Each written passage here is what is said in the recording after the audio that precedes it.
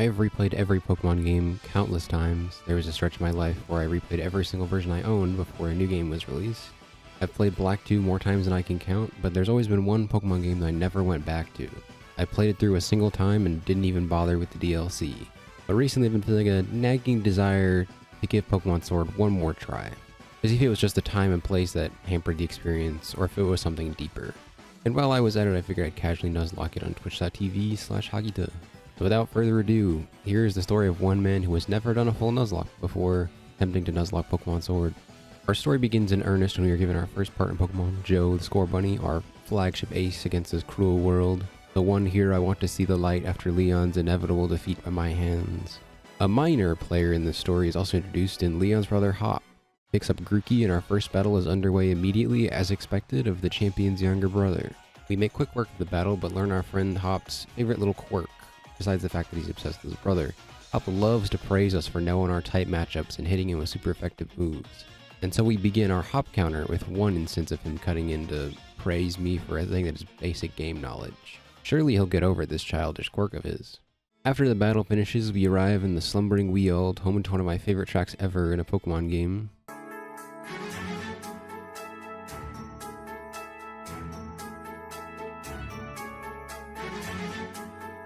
Oh, and it also has a ghost dog that we throw hands with before it just pieces out. And with that paranormal experience out of the way, our Nuzlocke begins. We stumble into our first encounters, the stout soldier Sampo the Shoodle and the strongest knight known to man, Bergus the Rookidee.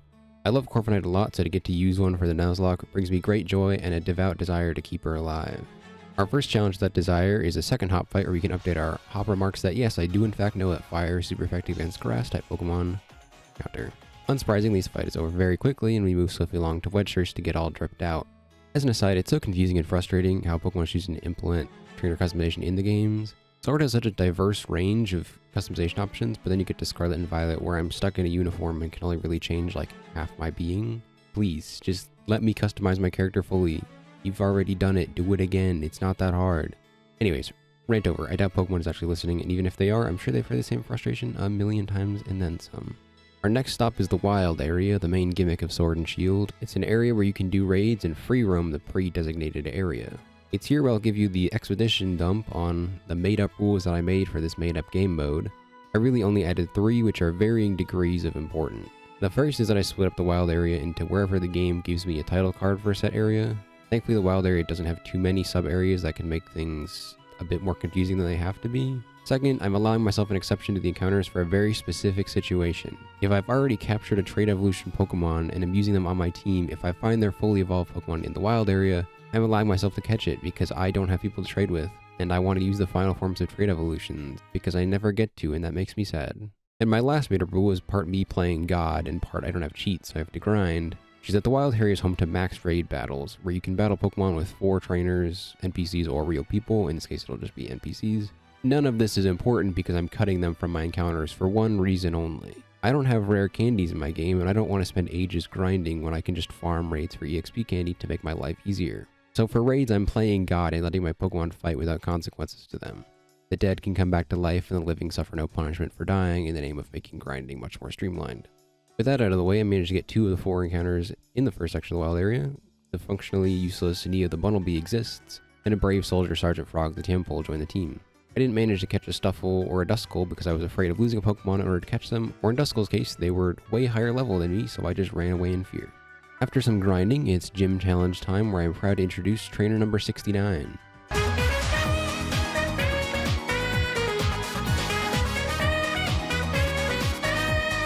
Before we can actually take on the gym, Team Yell appears and are dispatched as easily as their evil team moniker. More of the story happens and our Hop counter gets updated one more time before we add another encounter to our lineup. This time it's Galarian Zigzagoon, who I definitely didn't forget to give a nickname and definitely didn't spend most of the game unaware that I could rename him at any Pokemon Center. You don't need to worry about him though because he gets to spend this Nuzlocke leisurely resting in the daycare. In the meantime, Joe evolves into Reboot and we arrive at the first shiny rock cave of the run where we add our gutsy giant Armstrong the Timber to our party. And so we head deeper into the cave and... wait, why do I hear boss music? Bede is an annoying, snobby little bastard, but he's also one who happens to have a Psychic-type Pokemon, which is a thing that I do not have any answers to. His Solosis decides to reveal it has endeavored to instill the fear of God in me alongside a stab confusion that does way too much damage to all of my Pokemon. Sampo arrives on the scene to bite Little Phil to death before Gothita arrives to do the exact same thing as Solosis, except stronger. Very well, Sampo, we barely knew you, but I need a safe switch in to not have this run end here and now. Joe arrives to avenge the fallen soldier in a war of attrition against Gothita and later Hatenna. He's victorious, but I immediately put down my Nintendo Switch and realized that I will have to plan for things in this game in order to actually succeed. If I had any hubris going into this Nuzlocke, it was washed away with the force of a tsunami in this moment. After this traumatizing experience, to the surprise of no one, I grind a bit and take on Milo's gym challenge now that all the nuisances are out of the way, and make quick work of the Wooloo herding minigame before taking on Milo himself. Milo's Gossifleur takes 2 embers from Joe, while Aldegos takes a Max Flare to put us on our way towards the next gym. Who could have guessed the first gym would be easy, especially with Hop's constant reminders that fire is super effective against grass. On our way to the second gym, Beargist evolves into Corvisquire, further cementing itself as a pillar of the team. Our next encounter arrives by force as a Galarian Farfetch'd crushes Sergeant Frog, killing him instantly. I immediately ran away from this sick creature and his big leak that just killed a man. Sergeant Frog joins the ever-growing death pile alongside his fellow water-type Sampo. However, the daycare shows up on the horizon to give us a consolation prize in terms of the abrasive, odorous Nobuna Toxel, who is somehow our best answer to a very small amount of Bede's team, except that isn't actually true. You see, up until like a week ago, before rewriting the script, I thought Hatenna was Psychic Fairy like Hatterene. It wasn't until I got it wrong on Pokedoku that I learned that it is just pure Psychic. So Nobuna doesn't actually add much of anything to the team for Bede, but does add a helping hand for the second gym. Anyways, Team Yell appears and departs. We add another entry into the Hop counter where Joe solos him, and then we go on a bit of a side quest. With the release of the Sword and Shield DLC, Nurse Joy makes constant reminders to go check out a certain train station. You can't finish healing your Pokemon without being told to find out what's happening over there. It makes it seem like some big noteworthy incident, but as it turns out, it's just a Galarian Slowpoke that hopped on the train going anywhere. But since he's technically from a new area, he counts as a new encounter, so welcome the free-roaming Tomozaki, the Galarian Slowpoke. And with that, Nurse Joy stops pestering us so we can get back to the task at hand of challenging the Hulberry gym leader, Nessa. But before that, we grab one last encounter, the Precision Missile Strike of Vash the Arrokuda, who immediately joins the fight because he's a better Pokemon than Nia. Gym 2's Water Pipe Challenge turns out to be a tad bit more time-consuming than herding Wooloo, but it's still an easy feat for me. And so the battle with Nessa and her Water-type Pokemon begins. Nobuna arrives to dispatch Goldeen with numerous nuzzles before being pivoted out for Armstrong once Nessa's Arrokuda hits the field. However, this is all part of a long-term plan to let Armstrong set up with Bulk Up until I can one-shot everything, and especially her Dreadnought. Pump Armstrong full of potions before he reaches a respectable point to Rock Slide Arrokuda into oblivion, and then give a Max Knuckle right to the face of her Dynamax Dreadnought. Although somehow Dreadnought actually survives the first hit, which was not on my bingo card, however, it isn't much later that he falls and the second gym is finished.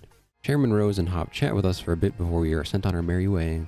I teach Vash Waterfall to make use of his speed and attack once he becomes a Barraskewda, and with that we're off to Galar Mine number 2, the most original name possible for one of these caves.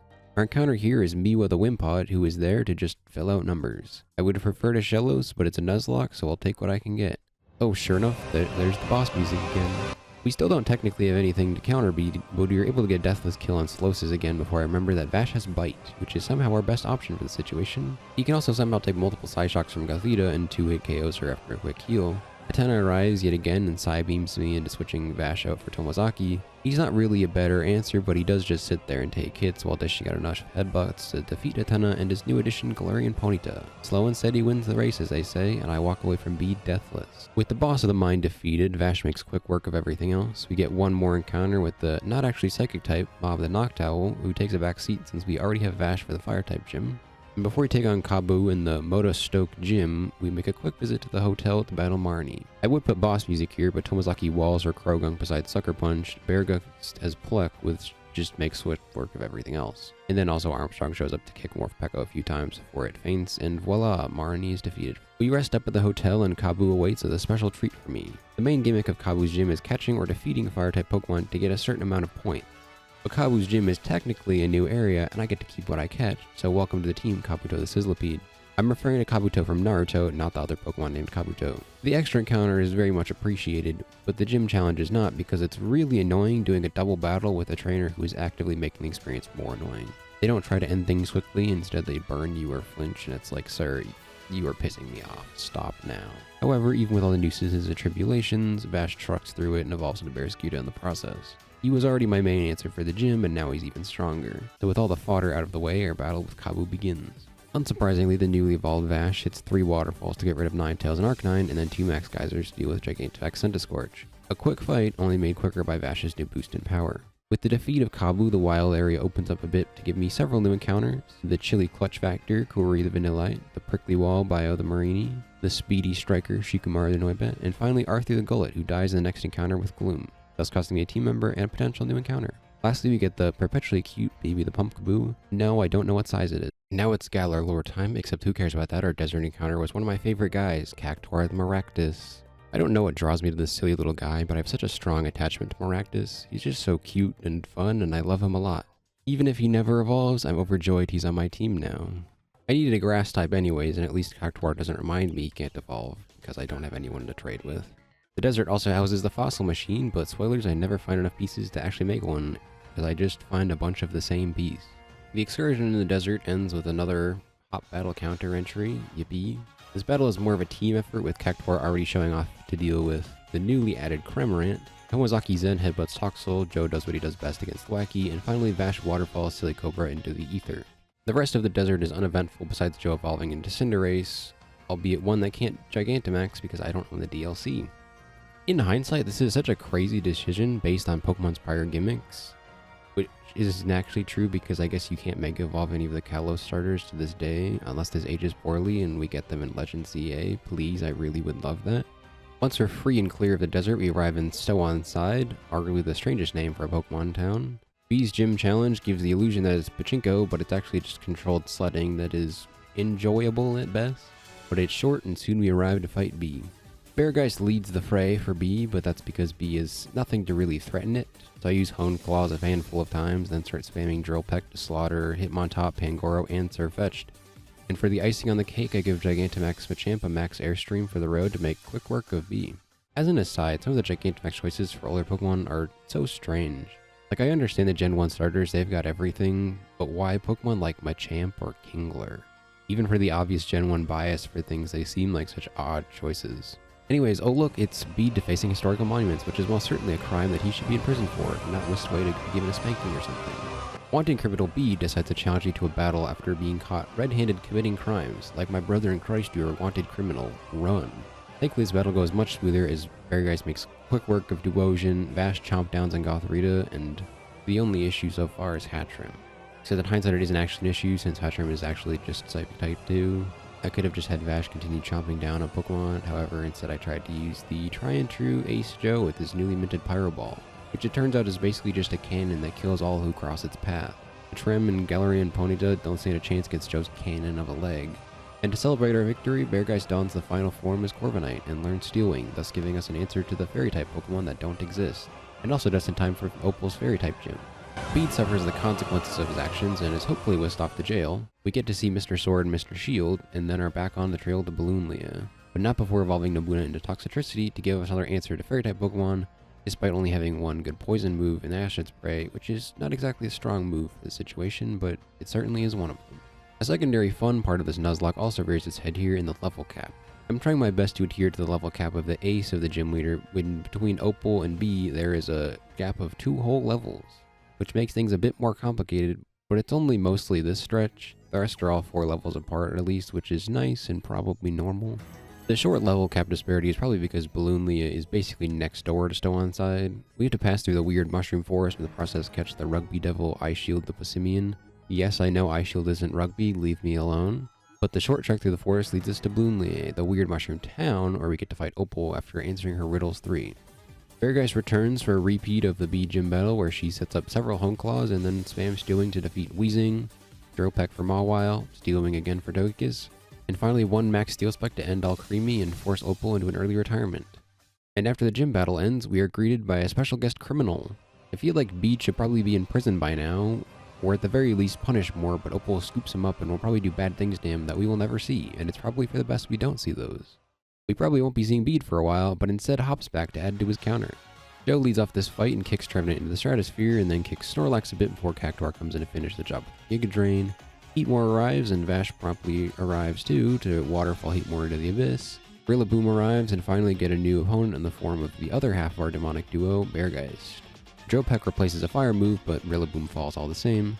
Bolton caps off Hop's Identity Crisis team, and roars a few times before Cactuar gets off enough Giga Drains to finish the job. Hop's defeat was inevitable even after he subs everyone out. With that out of the way, we gain 2 new encounters that would have been great for Opal. The Stout 6, the Berserker, joins the fray alongside Knight of the Round Table Lancelot the Pawniard. The latter joins the team after I realized Tomozaki is just dead weight since he can't evolve because I don't own the DLC. It's so fun to be given a Pokemon and told I can't evolve it unless I spend like $30.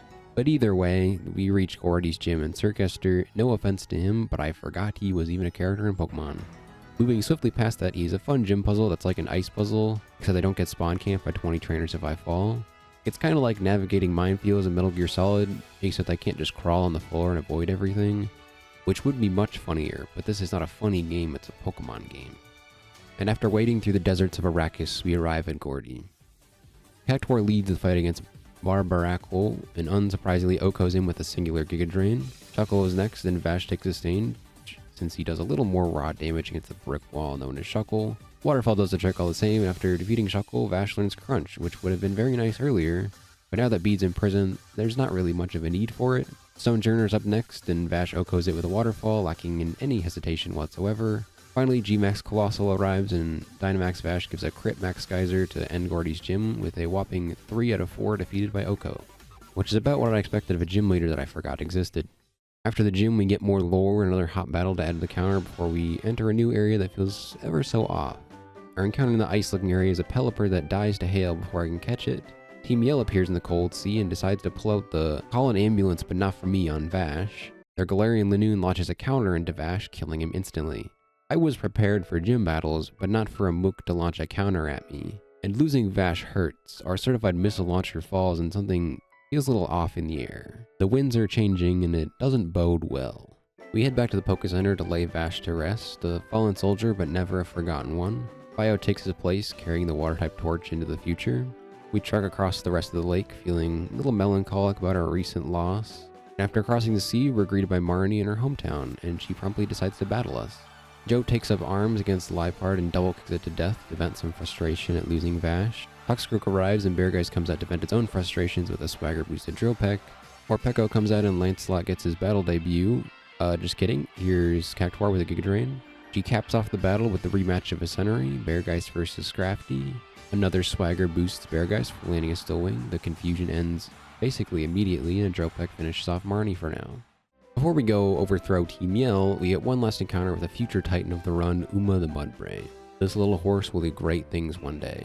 But first, Bio evolves in Toxapex, and with that, the Spikemuth gym awaits. As we enter the Spikemuth gym, the stale air permeates it. Something feels bad here. We run through the other Team Yell trainers before we arrive at Piers. His silent singing throws me for a loop every time I see it, but that silence is deafening. Beargeist takes the Sage against yet another Scrafty that falls to a Drill Peck. Malamar arrives in the scene and a payback forces Beargeist to switch into Nobuna. However, it's here that I screwed up big time. Malamar is a dark psychic Pokemon, and as such no Psycho Cut that fells Nobuna in one strike. Joe and Cactuar take turns giving Malamar their vengeful attacks with a Bounce and Giga Drain respectively before Toxic from Nobuna ends Malamar. Obstagoon is the next one up, however, I had prepared Lancelot for this very situation by teaching him Brick Break. However, surprise, Obstagoon knows counter too! And to echo our previous murder, Lancelot is wiped off the face of the earth, which is another death to the counter that hurts a lot.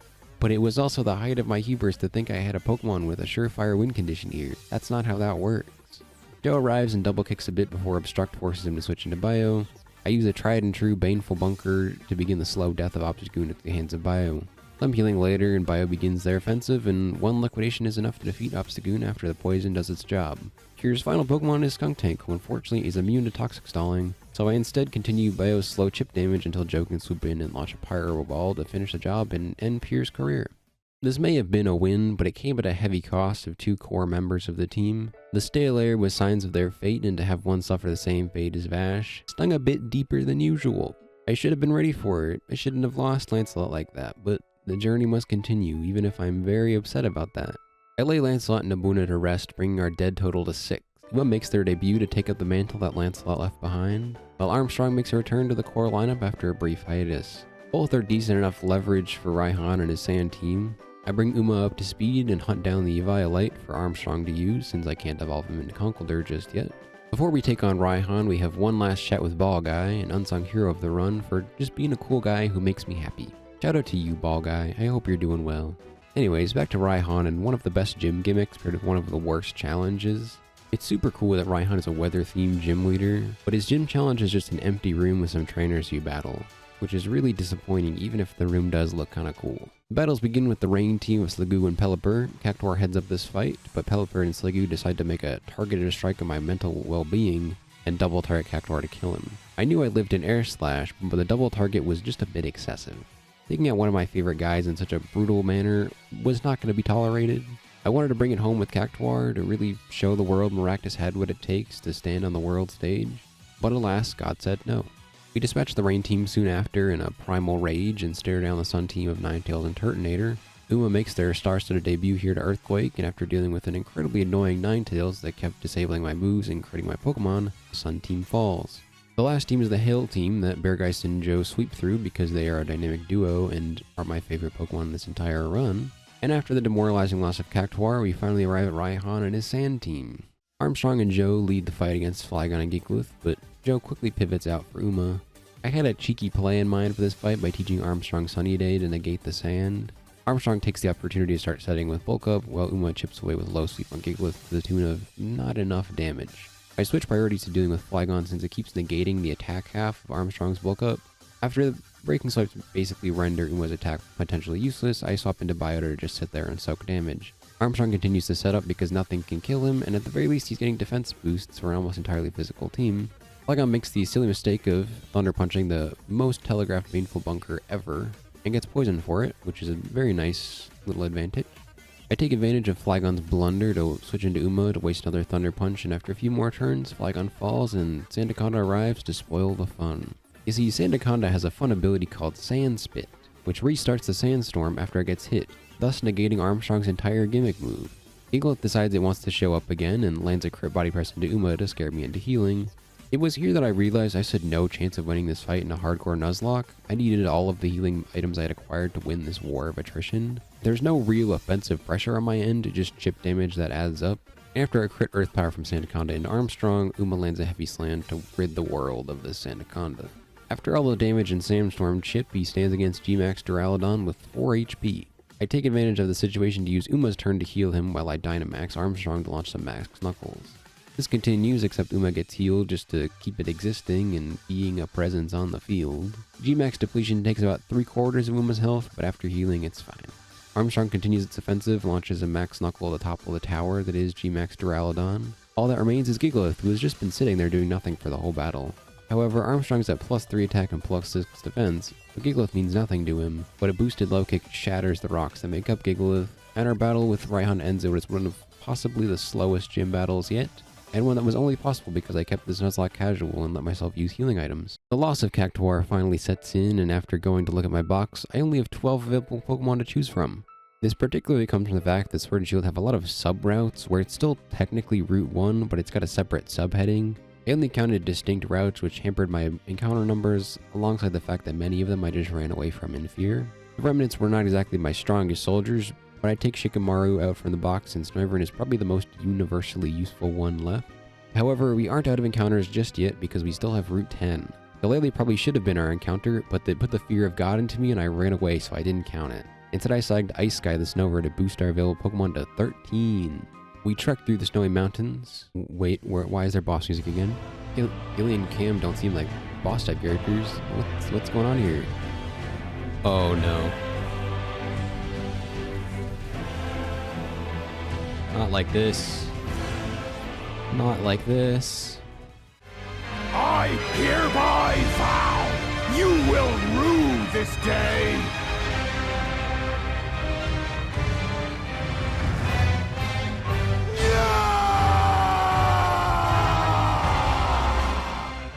I was absolutely devastated to lose Beargeist, one of our first encounters that had carried us through thick and thin, the strongest knight falling to what I thought was like a 50% accurate move, but it turns out the accuracy decrease is only in harsh sunlight. What the hell, Pokemon? Why is that how that works? This loss cripples the team. Apparently there were some hidden gatekeepers on the way to Windun. I guess I just didn't know. The rest of the trek through the mountains is empty because nothing feels good anymore. I lost my favorite guy. I just want to be done. I try to buy some clothes to cope, but instead just leave without buying anything. But life must go on. The Champion Cup awaits, aka the Elite Four, but not the Elite Four because there are 6 of them if you merge the whole cup together. Our first opponent is Marnie, and Joe faces them down yet again, but now he is low sweep to Oko Lipard with ease. Scrafty comes out and I'm reminded of my recent loss. Beargeist was always the one to kill Scrafty. Now Joe has to stay in and keep low sweeping until Scrafty dies. Toxicroak comes out and I try to bounce on him, but get hit by his Toxic in the air, and then misbounce into getting hit by a Venoshock. Joe clutches it up with 5 HP left. Bio comes out to heal Joe, but I remember that Toxicroak has dry skin, and as such, Bio can do much of nothing. So once the healing is done, Shikamaru makes his debut to air slash Toxicroak to death after a Toxic lands on Shikamaru. Admittedly, this could have gone much worse, but now it's Morpeko time. Now before you ask if there's a Conkeldurr on the field, allow me to remind you of the rule I made for myself way back earlier in the video.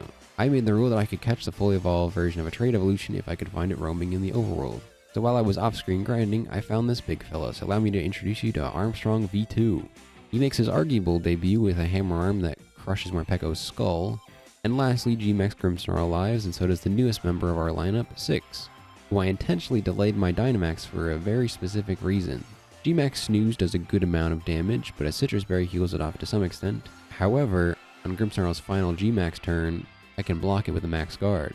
And this is where the play comes in. I still have 1 turn left of my G-Max, so I unleash a Max Steel Spike to end Marnie's career and walk away from the first battle deathless.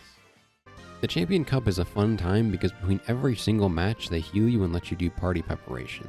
So we walk into our final hop fight with ample preparations to hopefully finish off our counter. The beginning of the battle with Hop echoes back to the beginning. Joe stares down Dubwool, who falls immediately to a Pyro Ball because Fluffy makes him weak to fire. Snorlax is up next, and Uma takes on the challenge, albeit after getting hit by a crit high horsepower. Uma fires off a low sweep, and for hopefully the last time we get to hear Hop chatter about how I use a super effective move. Some things really never change. And then we're faced with a very sad image. Corviknight takes the field, and I become enraged by this imposter staring me down. Joe senses it too and launches a Pyro Ball to erase this imposter from the existence. Conchurchin is next up, and Uma smashes them with an Earthquake before we face Hop's Rillaboom one last time. Uma takes a Max Darkness before Armstrong V2 comes out to stall out the Dynamax, since nothing Rillaboom has can easily kill him. I stall out the Dynamax, then after a Rock Slide I decide it's my turn. 2 Max Knuckles later, and Hop is bested for the last time. I probably could have just used Joe, but I was afraid of high horsepower, because I don't want to lose Joe. Anyways, it's lore time, but it's actually just hide and seek time. We have to search for this guy to let us into the Rose Tower. This is awful, and I would rather just battle it out of him instead of wasting time running around.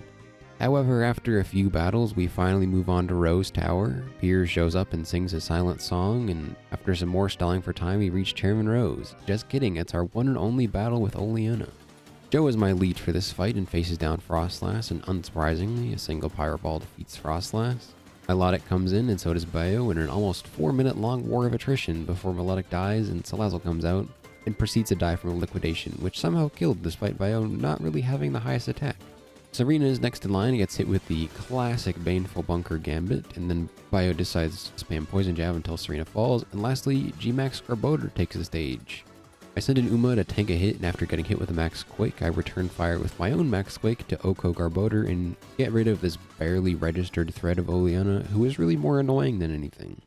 We don't fight Chairman Rose just yet because he decides to be chill and let more battles happen. I guess Bede has escaped prison and wants one last battle, except this time he's now a fairy-type trainer after the illicit deeds Opal did to him that changed him into one. The battle begins with Joe versus Mawile, which ends in Joe lugging a Pyro Ball to Oko Mawile. Gardevoir is up next, and out comes 6 for the battle he was made for. A singular Iron Head is enough to defeat Gardevoir, and out comes Galarian Rapidash. I try to play a little tactically in this fight. I Dynamax 6 to give him the boost for G-Max Hatterene. Max Steel Spike Oho's Rapidash, and so the fated battle begins. I fire off a Max Steel Spike that somehow doesn't kill Hatterene, who counters with a Max Flare that Oko's 6 ways from Sunday. The Avenger Joe comes out, and after a full restore to waste a turn of G-Max, and a singular Flame Charge puts Joe in the range of a lethal Pyro Ball to end Bede's career and send him packing, hopefully for good. It was our first Pokemon loss for the Champion Cup, but I thought 6 would Oko, and honestly, he was really only needed for this fight. So he's quickly replaced with the newly evolved Ice Guy, and we begin match 2 against Nessa. Armstrong V2 faces down Golisopod, the newly taught grass knot, tried and true rock slide, procs emergency exit into Pelipper to start the rain. Bio comes in to do what she does best, sit there and chip away at poisoned enemies. This happens for Pelipper, but also includes a stall classic of Roost versus Recover, except I'm not poisoned, so I win the exchange. Barrascuda is out for the next, and falls for the classic Baneful Bunker Blunder to begin his slow descent towards death. I switch in Ice Guy to give him some action, and Energy Ball is enough to kill Barrascuda, and then Seeking comes out. For some reason I Dynamax here. In hindsight, I genuinely don't know why I did this. The Max Overgrowth kills Seeking, but Golisopod is first impression, which kills Bombasmo immediately. So at least Ice Guy killed a Pokemon. I guess there's that, but it kind of wasted my Dynamax. Armstrong V2 returns the Rock Slide Golisopod to death, and then Heal Stall G-Max Dreadnought until it ends, and then fire off a Grass Knot to Oko Dreadnought with its classic 4x weakness to grass. Pop would be so proud. Nessa falls, and a revolving door of Pokemon that have one specific purpose continues. This time Tomozaki makes a return since he's a Psychic type, and he gets to hold the Eviolite now, so that he has a little more survivability. B is our next opponent, and this is a battle where I would have loved to have Beargeist, but this is unfortunately not the case. Bio faces down Hawlucha and begins the slow march toward Hawlucha's death, only hastened by Hawlucha missing a high jump kick. Surfetch'd is up next and falls for the classic Baneful Bunker Blunder before switching into Armstrong V2 to just sit there and click Ice Punch or Hammer Arm. Surfetch'd eventually dies Ice Punch, and Bullix takes a few Hammer Arms before Tomozaki switched in. The thought was to have him do a meager amount of chip damage, but instead he just dies, so I can get a free switch into Shikamaru. An Air Slash avenges Tomozaki, and then 2-hit KOs Grapple Lock before facing G-Max Machamp. I Dynamax and launch a Max Airstream that Machamp lives somehow, but doesn't live another one, so he falls and we are off to rematch Raihan only a few hours after beating him the last time. In between rounds, we lay Tomozaki to rest and wallow at our 9 remaining Pokemon and our basically empty supplies for leveling them up. But with a Dragon team on the horizon, Kuri joins the team at level 49 as opposed to 55 because I didn't have enough candies to get him up to the level cap. Raihan has decided that he is now a weatherman with whatever weather he wants to use whenever he wants to use it. Bio faces down Torkoal to start, and I just stall out the sun with Recover and Baneful Bunker until eventually I can use Liquidation to defeat Torkoal. Goodra comes out next, and I switch in Kuri to use Snow Warning to set Snow. Goodra Rain Dances, and I get 2 free Ice Beams in before I switch to Armstrong V2 to use Ice Punch because somehow 2 Ice Beams still isn't enough to beat Goodra. However, this is Pokemon, and we need to crit at the absolute wrong moment. The death finally comes for Armstrong V2 as a crit Surf in the Rain sends him to the abyss to join so many others. I use this chance to send out Kuri to force a Rain Dance and finally defeat Goodra with one last Ice Beam. Turtonator comes out, so I send Uma out for the rematch. Turtonator races a turn, set in the sun, and gives Uma the chance to Oko Turtonator with an Earthquake. Flygon returns and is still just as much of a nuisance as last time. I keep Uma in and spam Low Sweep to kill the Flygon because I know Uma can tank a hit from Flygon better than anyone else. Flygon's fall signals G-Max Duraludon's final appearance. I opt to use my new tactic of delaying my Dynamax and full restore Uma, who then takes a G-Max depletion like a champ, and 2 Max Quakes later seals the deal on Raihan and its fate of never being the champion. However, it's my turn to face the champion now. Just kidding, it's actually endgame story time, yippee! While doing all this fun Sword and Shield stuff, we get Twilight the Galarian Weezing from the new Slumbering Weald area. He's thankfully already basic up to snuff, so I don't need to do as much grinding, which is awesome. We get the aforementioned Sword and Shield and continue onward to finally fight Rose. With all the Sword and Shield dogs successfully stolen from, we have to go kindly tell Chairman Rose to not end the world now. He says no, so we go to battle.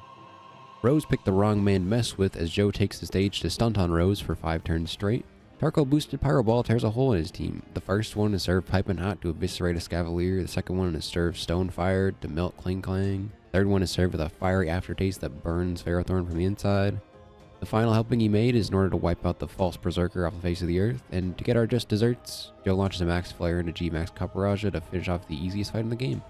Maybe just be better next time, Chairman. After taking out Chairman Rose, nothing stands in our way besides Eternatus, whatever this cosmic entity is. The initial battle goes swimmingly as Uma just launches 2 Earthquakes and calls it a day. However, that's only Phase 1. Next up is God Mode Eternatus that we get some help from Zacian and Zamazenta, who do most of the heavy lifting while Hop and I are there too. Uma almost got close to dying, but then Bio came in and just sat there. Hop and I were really just there to hang out, although I kind of wish this fight would have forced us to use the 2 dogs and instead given Marnie and Bede some chances to shine. Bede could use any time off his prison sentence, so helping here might have shaved a couple years off. However, he doesn't get to, but the beast still falls to Hop Snorlax somehow, and the game finally continues and lets us go battle Leon for the spectacular grand finale to this Nuzlocke. For some reason, the Leon fight jumps the level cap to 65 after being 57 for the Rose fight, but thankfully I have the internet and knew this, so I grinded raids to get everyone up to snuff, or maybe accidentally a little above. I was honestly just eyeballing the XP candy dosage and hoping for the best, and was almost entirely successful, but we're just going to ignore that and get on to the final battle with Leon. Our fight with Leon begins with Joe facing down Aegislash, on paper an echo of the fight against Rose. However, we eat a King's Shield and Joe misses his first Pyro Ball probably ever, so Uma gets to steal the spotlight and kill with an Earthquake after a double King's Shield. However, when I learned this Earthquake, we learned an earth-shattering revelation. Hop yoinked his brother's bit. Every time Hop has been going, wow, you know how to use a super effective move? That's just something he stole from his brother. It wasn't even him being quirky. His desire to be exactly like his brother goes too deep into his core, which is a really sad revelation to end the game on.